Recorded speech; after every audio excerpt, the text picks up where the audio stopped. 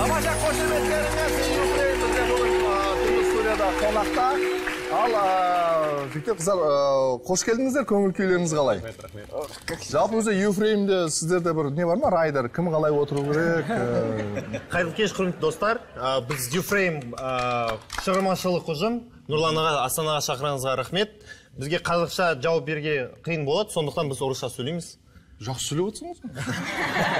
Орысша жақсы жеткізесің, иә? Тамаша, тағы қош келдіңіздер.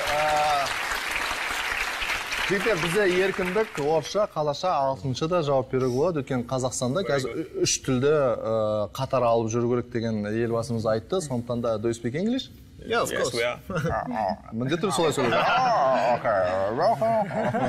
Okay, I studied 2 months in LA English school. Дұрыс айттым ба? My English little. Сондықтан қазақша language қолданамын. Қош келдіңіздер. Тамаша, жалпы сіздерден де жастар бәрі таниды. Танисыздар ғой, иә?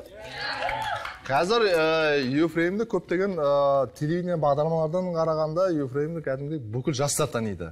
Қалай ойлайсыздар, сіздерді үлкен кісілер тани ма? Жалпы сіздердің өздеріңіз бар ма?